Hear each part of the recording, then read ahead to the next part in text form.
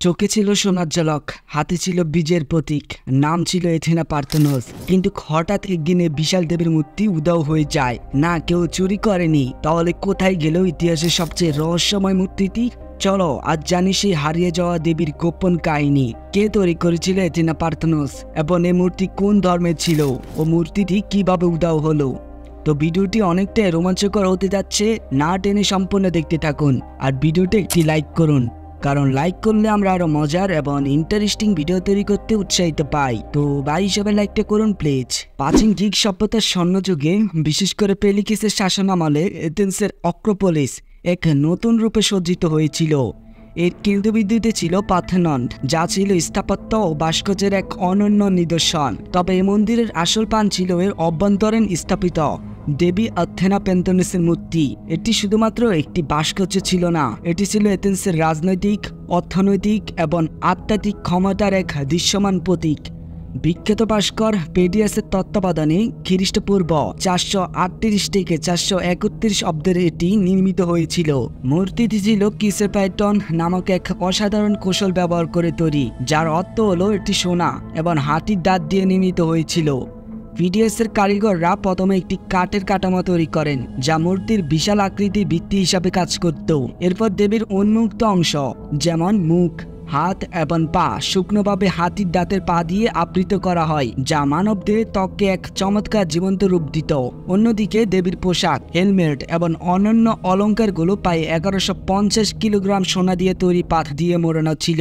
এই বিপুল পরিমাণ সোনা ছিল এথেন্সের জনগণের জন্য একটি কৌশলগত সম্পদ। যেন জরুরি অবস্থায় এই সোনা খুলে কোষাগারে ব্যবহার করা যায়, সে ব্যবস্থা রাখা হয়েছিল। মূর্তিটির শারীরিক গঠন এবং প্রতীক বৈশিষ্ট্য।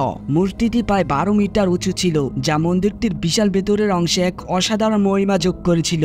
এটি এমনভাবে স্থাপন করা হয়েছিল যে মন্দিরের প্রধান দরজা দিয়ে আসা আলো মূর্তির উজ্জ্বল সোনালী ও হাতির দাঁতের অংশগুলোতে পড়লে এক অপার্থিব দৃশ্যের সৃষ্টি হতো। যাই হোক, এক পলকে জেনে আসি কে তৈরি করেছিল এই মূর্তি। মূর্তিটি যিনি তৈরি করেছিলেন সে বিখ্যাত ভাস্করের নাম ছিল পেডিয়াস। পেডিয়াস ছিলেন প্রাচীন গ্রিসের অন্যতম শ্রেষ্ঠ ভাস্কর। এথেনা পার্থেনোস ছাড়াও তিনি জিউসের মূর্তি, ওলাম্পিয়ার বিশাল মূর্তি, যা প্রাচীন বিশ্বের 7টি আশ্চর্যের একটি, তা তিনিই তৈরি করেছিলেন। তার ভাস্কর্যগুলো সাধারণ বিশাল, বিশদ এবং সোনা হাতির দাঁতের সংমিশ্রণে তৈরি হতো, যাকে বলা হয় কাসলেপাইটন ভাস্কর্য। তিনি সব মূর্তির গায়ে অনেক প্রতীক ব্যবহার করেন, ডালে যুদ্ধের দৃশ্য, পোশাকে পৌরাণিক কাহিনী এবং হাতে বিজয়ের দেবী নাইক, বিজয় ও ক্ষমতা। দেবীর ডান হাতে ছিল প্রায় 2 মিটার উঁচু বিজয়ের দেবী নাইকের মূর্তি, যা ছিল এথেন্সের সামরিক বিজয় এবং রাজনৈতিক আধিপত্যের প্রতীক। এটি এথেন্সের নাগরিকদের মধ্যে এক ধরনের আত্মবিশ্বাস এবং গর্বের জন্ম দিত। ডালের উপর যুদ্ধ দৃশ্য। তার বাম হাতে ছিল একটি বিশাল ডাল, যার উপর 2টি গুরুত্বপূর্ণ যুদ্ধ খোদাই করা ছিল। গ্রিকবিদ থেসিয়ানের নেতৃত্বে গ্রীকদের সঙ্গে নারী যোদ্ধা অ্যামাজনদের যুদ্ধ। এটি গ্রীকদের সভ্যতা এবং শ্রেষ্ঠত্ব এবং বর বিদেশি শক্তির বিরুদ্ধে তাদের নিরন্তর প্রতিরোধের প্রতীক। অলিম্পিয়ান দেবতাদের সঙ্গে দানবদের যুদ্ধ। এটি ছিল দেবত্ব এবং শৃঙ্খলার বিরুদ্ধে বিশৃঙ্খলা ও বর্বরতার পরাজয়ের প্রতীক। হেলমেট ও সর্প। দেবী অ্যাথেনার হেলমেটটি ছিল শিল্পকর্মের এক বিস্ময়। এর উপর ছিল একটি প্লিন্স এবং 2টি গিপিং, যা ছিল প্রাচীন গ্রিক পুরাণের শক্তিশালী পানি। তার ডালের পাশে কুঙ্গুলি পাকানো একটি সাপ ছিল, যা এথেন্সের পৌরাণিক প্রতিষ্ঠাতা এরিখোনিয়াস সঙ্গে সম্পর্কিত ছিল। এই সব প্রতীক এক বিশাল পৌরাণিক আখ্যানের অংশ ছিল, যা এথেন্সের পরিচয়কে দৃঢ় করত। দুঃখের বিষয়, এই অসাধারণ শিল্পকর্মটি এখন আর নেই। ধারণা করা হয় খ্রিস্টপূর্ব 5ম শতাব্দীর কোনো এক সময় মূর্তিটি ধ্বংস হয়ে যায় বা হারিয়ে যায়, সম্ভবত পার্থেনোস খ্রিস্টীয় উপাসনালয়ে রূপান্তরিত হওয়ার পর।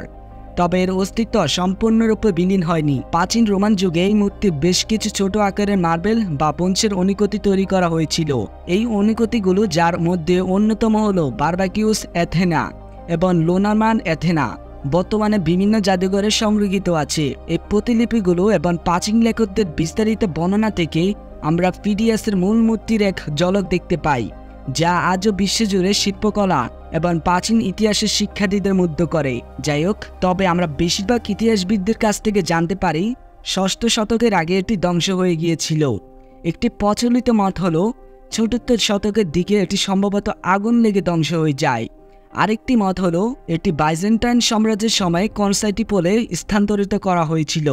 এবং সেখানে কোনো এক সময় ধ্বংস হয়ে যায়। তবে এই দুইটি মতের কোনোটি নিশ্চিতভাবে প্রমাণিত নয়। মূলত পার্থেনোস মূর্তিটি সময়ের সাথে সাথে হারিয়ে গেছে।